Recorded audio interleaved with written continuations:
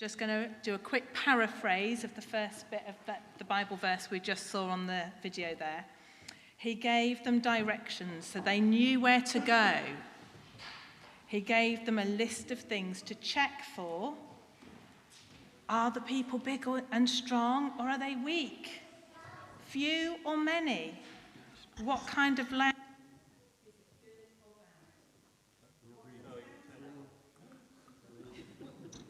Is that better? Are they unwalled or are they fortified? Is the soil good for growing food? Are there trees? Then Moses told them to bring back some fruit so the others could see what the land was like.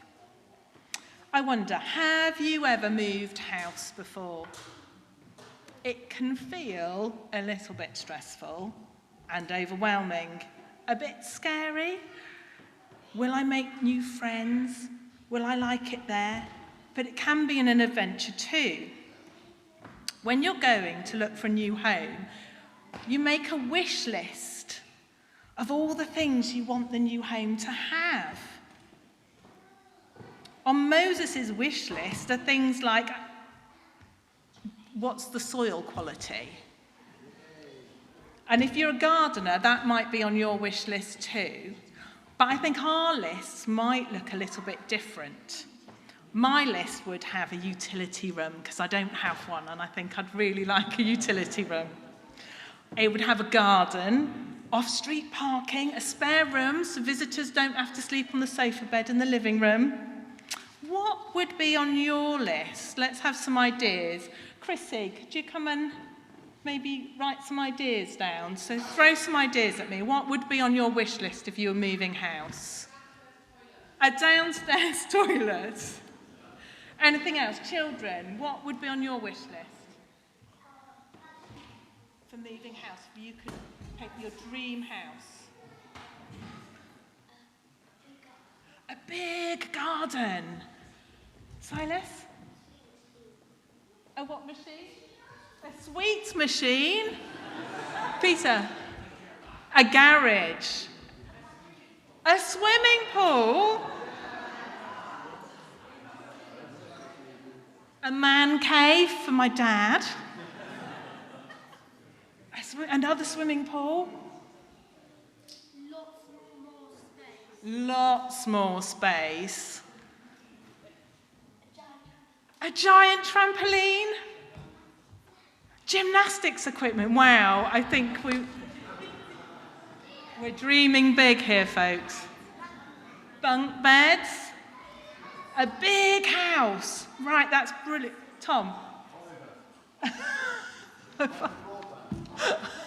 Fibre broadband. Very important. Servants? Wow. Want to live the life of luxury. So we've got lots of ideas of what would be on our wish list. Thank you, everyone.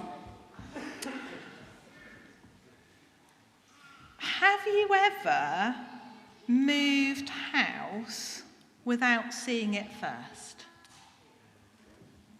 You have, Ken. Apparently Ken has. But I would feel that would be a bit too much for me. I'd need to go and see it first. That's very brave, Ken. So just like when you're buying a new house, you go for a visit. You take your checklist, the things that you want, and you go to see if the house has it all. Now, you might have things that are on your essential list, and then some things that it would be nice, but we could live without, maybe the swimming pool and the servants. But the broadband and the garage might be on our essential list. And then you see what you can afford. And it might be you go and look at a mansion with all these things, but it's a little bit over budget. And when Moses was asking, what are the towns like? Are they walled or are they fortified? Are the people few or many? This is him thinking, is it in our budget? Are we going to be able to conquer these people?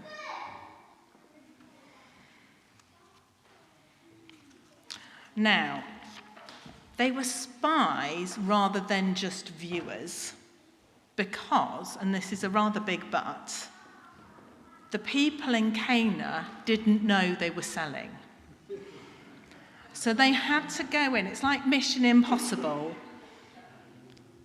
It's like a massive adventure for these 12. They had to go incognito as spies. A 40-day, because everything in the Bible's 40 days, adventure. Quest from God to see what the promised land is like. Now, a long time ago, Andrew and I felt God give us an idea. We were camping with our 4 children. We'd just been at Lee Abbey church weekend away, and we went to a nearby campsite for a week afterwards. Now, the children were really quite small, and it was really hard work.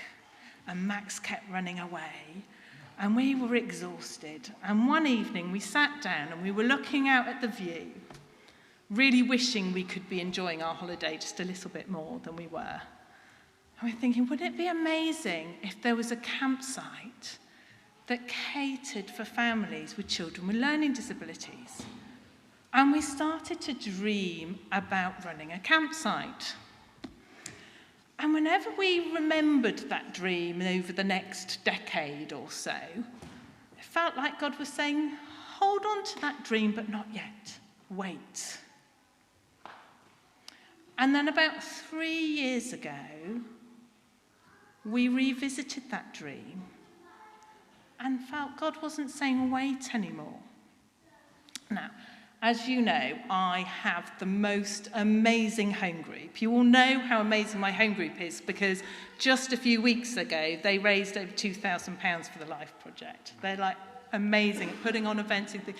But the other thing they're amazing at is encouraging and praying. They're fantastic prayers. Just as I was walking in today to talk to you, I saw Pat and Geraldine walking out at the 9 o'clock, and they went, oh, Fiona, you're talking today, aren't you? And they stopped me and prayed for me before I even came into the church. They're amazing prayers. So my home group's praying, and one of them said, God gave them the words, you can go. So we were like, yes, this is it. God isn't saying wait anymore. It's like the Formula 1 cars behind the line, and then all the lights go on, and they all, we were ready to zoom off and go. So we started searching the internet for plots of land. And all the plots we found that we really liked were in Wales. So we're like, Wales it is, we're off to Wales, hooray. Now, to cut a long story short, 2 years later, battles with Ceredigion Council over planning, and a lot of deflated energy. We were sat a bit dejected in our garden, and a friend had come to pray with us. And at the end, when we finished praying, she said, do you know what? I don't think you're going to find this plot on the internet. I think one day, Andrew's just going to walk through the door and say, oh, you'll never guess who I've been talking to today. I've been talking to so-and-so, and he just said, did you know this land's for sale? And you know, sometimes when somebody talks, something just hits you, and you think, oh, that was God.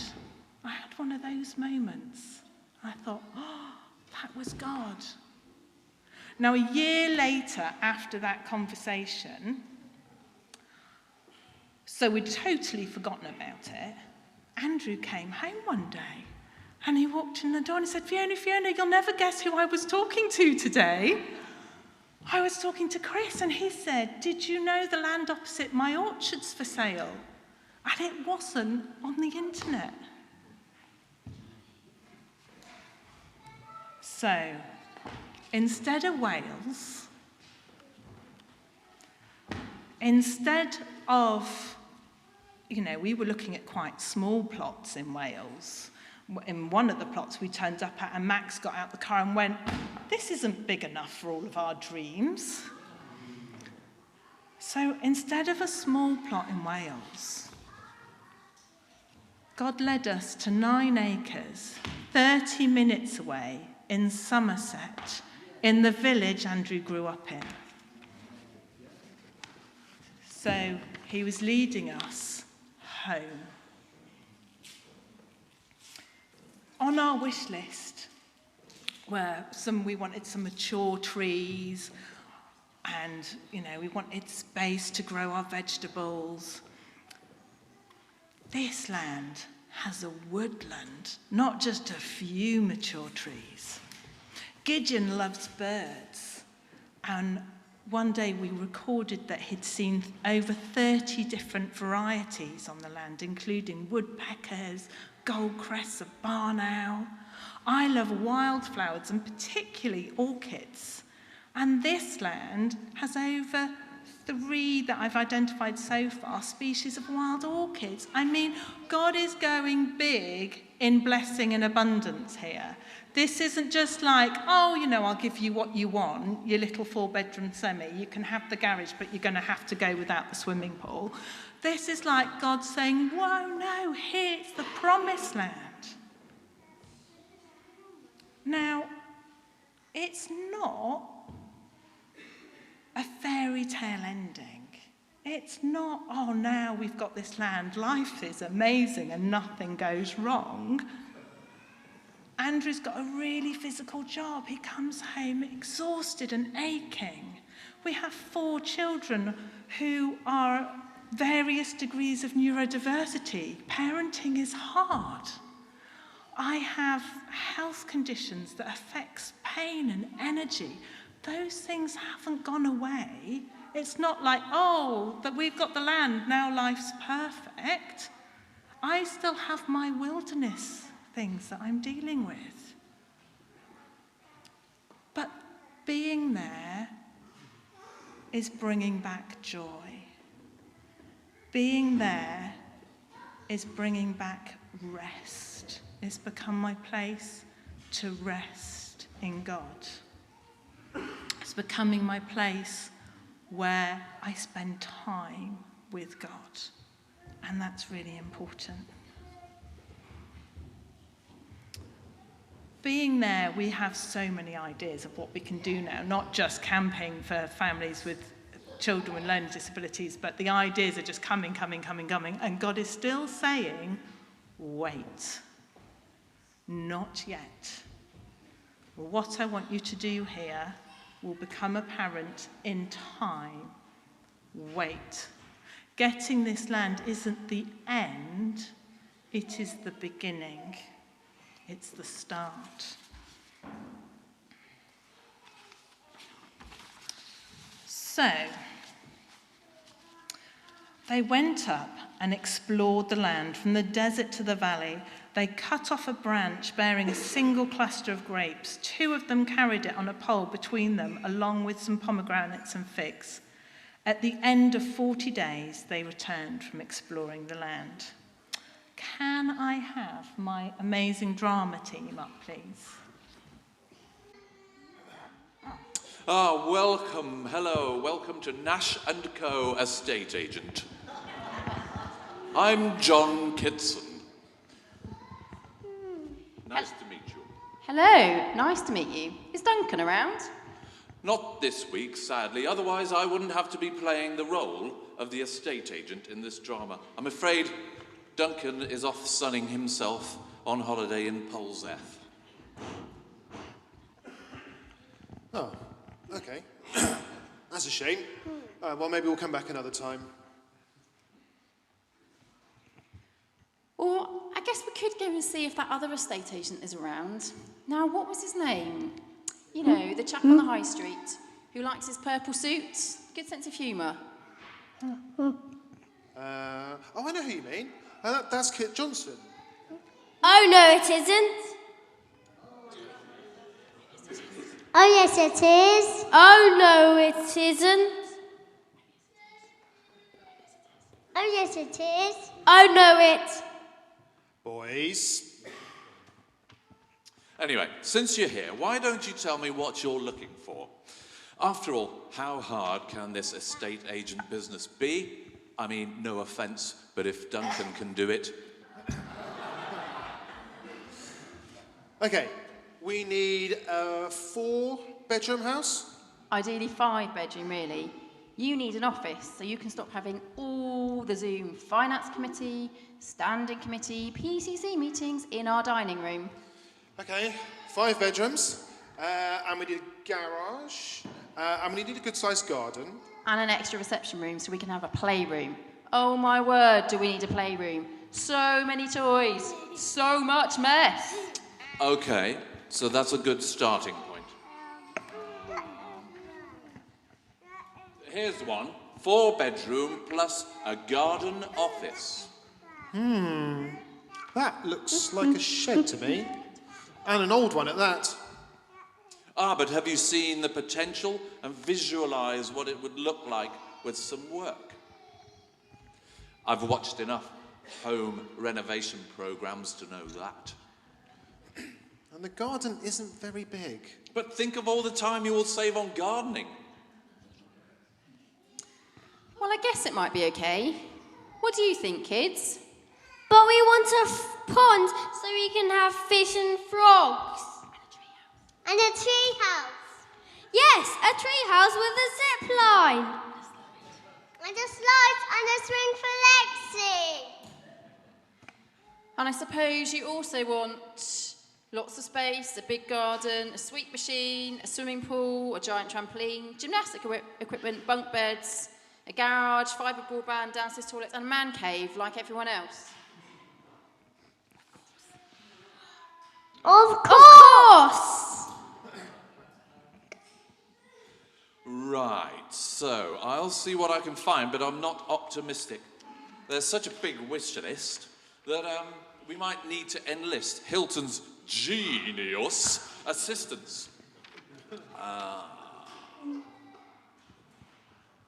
Wow, I can't believe this, but I've actually found something that I think ticks all your boxes and even more. There's a note on the system that the sellers are a retired couple from a local Christian ministry who said that they felt God saying that the next owners would be grey people. And surprisingly enough, we've not found any retirees looking to upsize at this stage of life. So apparently it's been on the market for a while. There's always a deal to be done in these situations like this when Phil and Kirsty are around.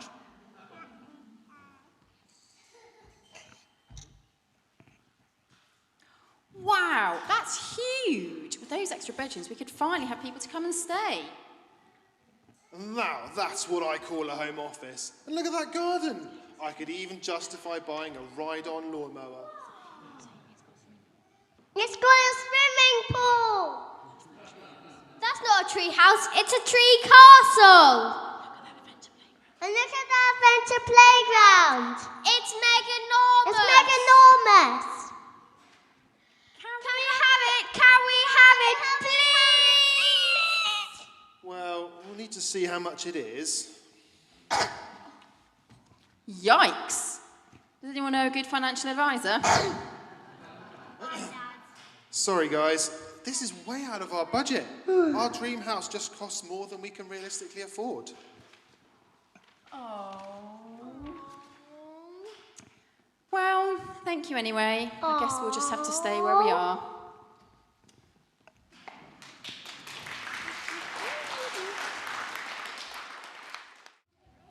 So, the spies have gone to the promised land, and oh my goodness, does it blow their mind. There aren't just like a bunch of grapes that you would get from Tesco's. There's a bunch of grapes that one person on his own can't even carry. This isn't just food that can feed the Israelites and keep them healthy and well. The people there have become giants eating this food. It's a really rich, wealthy soil, good provision, good resources.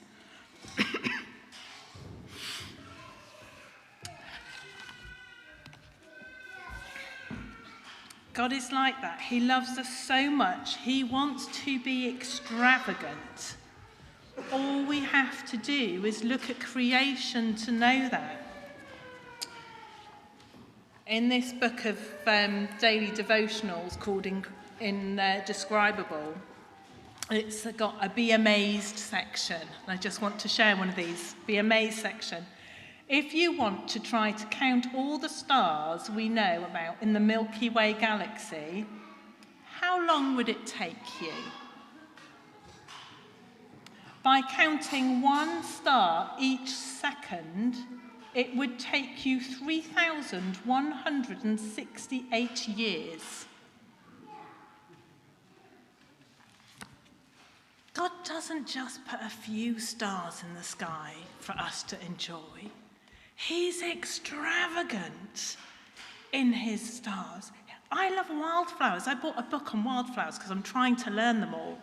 There's too many. I can't learn them all. My brain's not big enough to learn all that. An extravagant, more wildflowers than we need. They're just there for the joy, for the colour, for God's extravagance to us.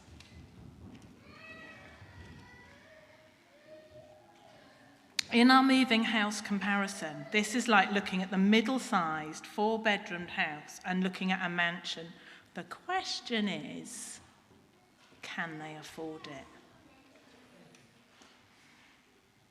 The people are strong and many, and they live in fortified cities. When I was 6, my dad got a new job, and we had to move from St Albans, which is in the south of the country, to Harrogate in the north of the country. For a 6-year-old, this was a bit big and scary and daunting. We had to move to a new school. We had to move to a new church. We had to move to a new street. My brother, who was 8, wondered if we were going to have to learn a new language. They do speak English in Yorkshire, but it does sound a bit different. We had lots of friends in the street we were moving from, and we were going where we knew no one at all. But we were moving from a 4-bedroomed house to a 6-bedroomed house with an enormous garden that we made a tree house and a BMX track through it.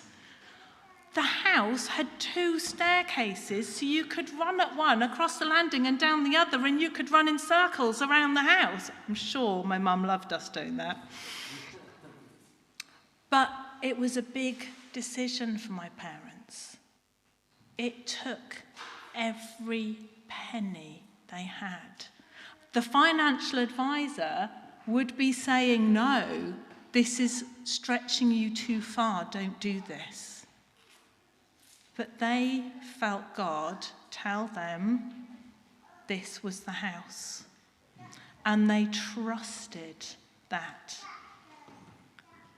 And they moved in November with 4 small children and had £50 left in their bank, and Christmas was coming up.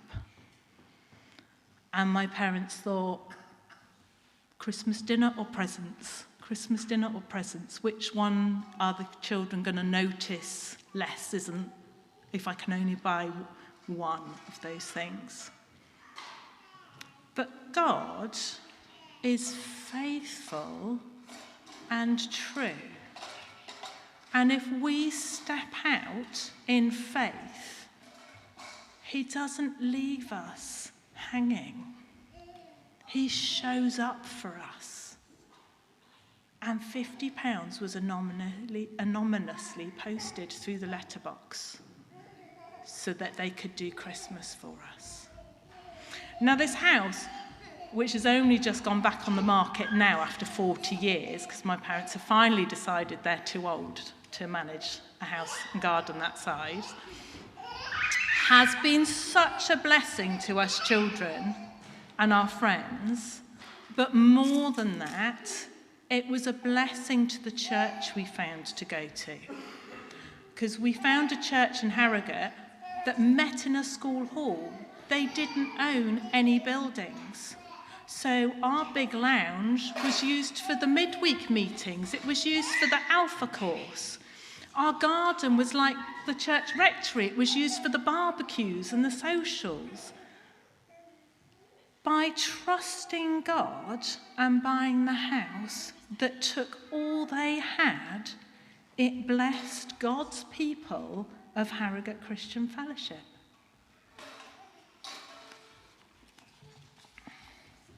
So to the next part of our story. They came back to Moses and Aaron and the whole Israelite community in the desert. They reported to them, and the whole assembly showed them the fruit of the land. They gave Moses this account. We went into the land to which you sent us, and it does flow with milk and honey. Here is its fruit. But the people who live there are powerful, and the cities are fortified and very large. Then Caleb silenced the people before Moses and said, "We should go up and take possession of the land. We can certainly do it." But the men who'd gone up with him said, "We can't attack those people. They are stronger than we are." And they spread among the Israelites a bad report and the land they had explored. They said, "The land we explored devours those living in it. All the people we saw there are of great size. We seemed like grasshoppers to them." Right, I think it's time to find out what happens next with the Gray family. I can't stop thinking about that house. It was just incredible. I know. It had everything we ever considered putting on our wish list, and then some. Can you even imagine what life would be like living there? Just think of the gatherings we could have, all the people we could have to stay, the events we could host. The church picnics could even relocate from the rectory. It would be amazing, but it's just hard to see how we could make it happen. I know, it's too far out of our reach. It would just be too big a risk. It was just fun to imagine for a few minutes. But the size of the mortgage we would need just be beyond crippling.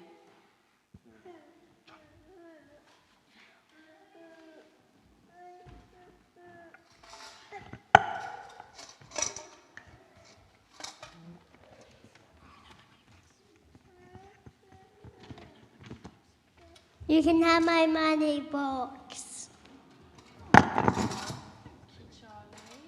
And we can sell my King Kong to raise some more money because I don't really need him that much. Oh, that's so kind and generous of you both. But Here you unfortunately, go, we Mummy. need quite a lot more money than that.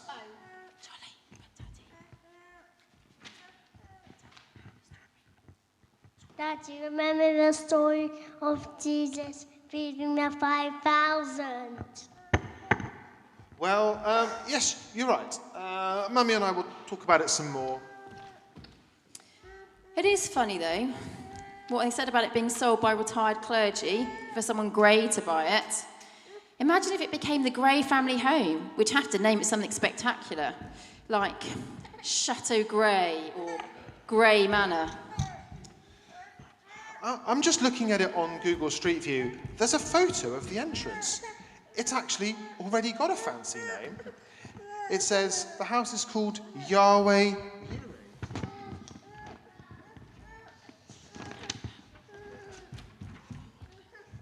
Yahweh Yireh? Yahweh Yireh? That means the Lord will provide. How on earth did you know that? Oh, Mr. Dale's talking about it in school after an open the book assembly. Well, it is a great name for a house, although people might struggle to ask for directions to it. Well, unless they've been to Wasps, apparently. It does seem like quite a coincidence, given our current conversation and the whole grey thing. What if it's actually a God incident? I mean, we have been praying about it. What if this crazy dream house is actually meant to be ours? Well, it would be tight, But if we liquidated all our assets and upgraded our risk capacity and tolerance to invest in some futures, options, ETFs, maybe some crypto and small cap stocks, thus maximising our risk premium, anticipating an exponential yield over the quarter, then it just might be possible. What do you think? Well, personally, I was amazed by the impact of the respect pathway on an octogenarian with a Rockwood score of 5, admitted with a GCS of 10, with an AKI on CKD and CCF, who had CPAP and IVI with inotropes on HDU, and the MDT discharged him on a D2A within a week. Huh? Just making a point, Mr. Financial Times. I pity the Finance Committee, let alone the PCC, trying to translate that sort of Treasurer's report. So, what do you think of my suggestion? It would take all our savings, but I think we could make it work. I'm just worried that it's such a big leap to be able to afford it. What if the car breaks down and we need a new boiler or something? It is daunting, but it's a bit like the Rock Project. This drama was written by Chrissy. It's definitely not me as treasurer sliding in a sneaky financial plea here. Ultimately, if we feel it's what God is calling us to do, then we need to be willing to take the leap of faith. It's a huge challenge, and we would have to be willing to take some risks in stepping out of our comfort zone. But in the end, we just have to trust God, that He will show up and provide all that we need to follow His plans. That illustrates the point beautifully, doesn't it? So, are the Israelites going to be like the Gray family and take that step of faith and trust God? Caleb's ready to, isn't he? But the others aren't quite there yet. Now, over the last year that I've been homeschooling Gideon, we've been learning a lot about our emotions. He's been going to an emotion coach. We've been learning about how to check in with how we're feeling. And I need some volunteers to help me with this bit up at the front. I've got some cards, and on each card is written a different emotion. And I'd like you to try and pick out the ones you think Caleb is feeling. So who's going to help me? If you don't want to move, I can read them out and you can shout which ones we can use. So is Caleb feeling confident? Yes. Is Caleb feeling brave? Is Caleb feeling pessimistic? No. Is Caleb feeling overwhelmed? Is Caleb feeling optimistic? Is he feeling motivated? Very slippy cards. Okay, that's probably enough. So all these cards, all these emotions are on the yellow cards. They're all on yellow cards. They're positive, affirming emotions. How are the rest feeling? Are they feeling happy? No. Pleased? No. Relieved? No. Grateful? No. Are they feeling worried?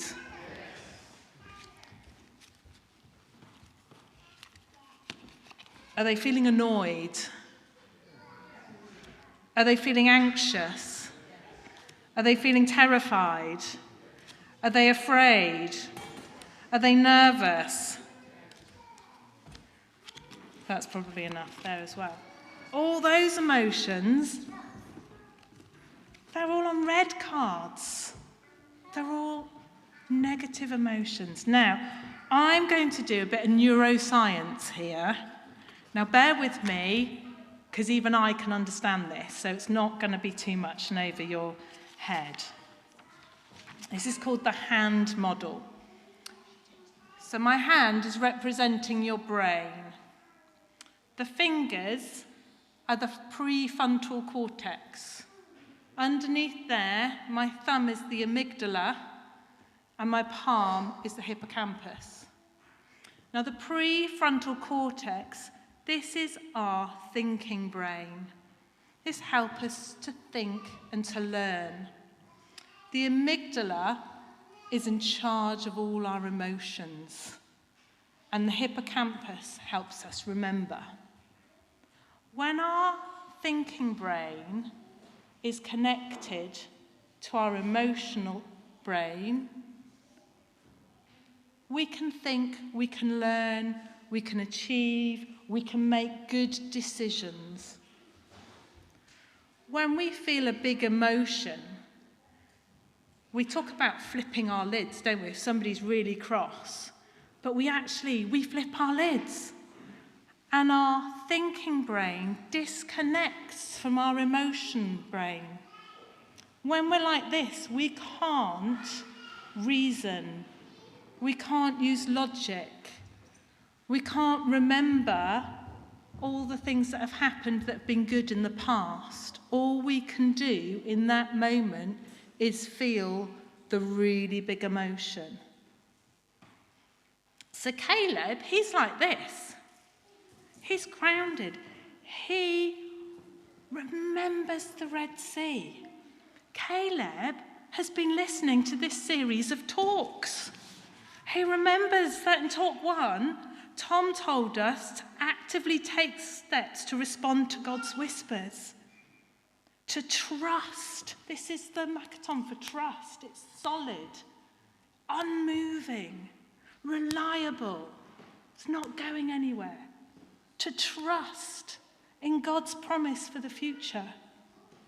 In talk 2, Ruth tells us that God meets us where we are and God is with us.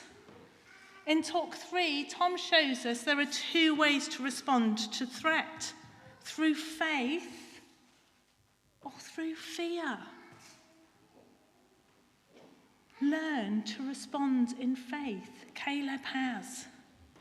In talk 4, Claire teaches us that the wilderness is where God is closest. And talk 5, Tony shares that the fire is evidence of God's provision. I've led you this far. Go on trusting me. Caleb has lived through this. That is how he responds in trust, in confidence and enthusiasm. The others are responding in fear. They are scared, overwhelmed by the task ahead of them. They are terrified of the big people and their fortified towns. They're afraid that they won't succeed, and they are angry that they are being asked to do something that scares them so much. Their prefrontal cortex has disengaged. They have flipped their lids. They're in a state that they cannot think properly.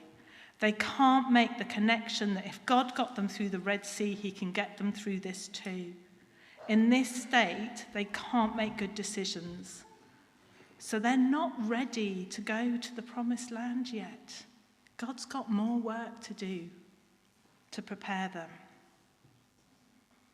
God wasn't asking them to do it on their own, in their own strength. He never asks us to do that. I love this book. I don't know how many other people are familiar with this book. The Boy, the Mole, the Fox and the Horse.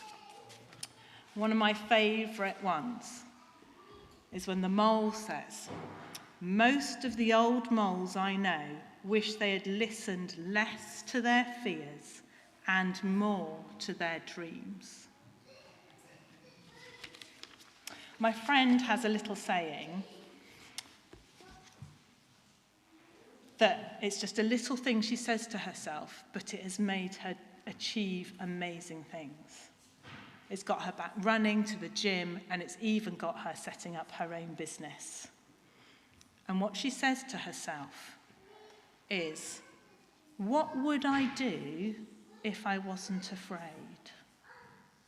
What would I do if I wasn't afraid? When one of my children flips their lids, there's no point trying to reason with them. What they need is comfort. Physical touch sometimes helps calm. But what I say to them, sometimes through gritted teeth, what do you need? But what I say to them is, what do you need? Now, when we are in that state of feeling those really big emotions, when we are scared, when we are frightened, when we have a huge challenge, daunting thing in front of us, God is there saying, what do you need? Not through gritted teeth, but with love and compassion in his voice. God is ready to comfort and encourage us, to ask us, what do you need? In 1 John 3, it says, see what great love the Father has lavished on us, that we should be children of God. So I know you're going to forget this talk, because we never remember the talks in church, do we? But if you can remember 3 things. Remember, God is abundant. He is the source of all we need.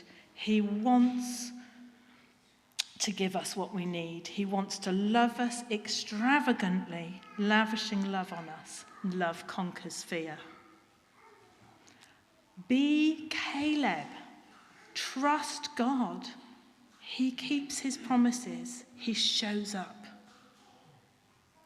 And when we trust, it doesn't only benefit us. The outcome benefits many, many, many more. The ripples go out and out and out. So we're going to have a time of response now. And I think in your pews, you've got little square bits of paper. And if you want to write or draw a word or a phrase that represents, you don't have to go into detail, but represents something big that's going on for you at the moment. A challenge, a fear, something that's overwhelming you, whatever it is. And then we can do an exchange, because when we give God what's going on with us, what we're struggling with, he doesn't leave us empty-handed. So if we give him our sadness, he gives us comfort. If we give him a fear, he gives us hope. Whatever we need, he knows what we need. And we've got some crosses somewhere, Gemma, on the stairs there. Take a little cross to remind you that God doesn't leave you empty-handed, and he gives you what you need.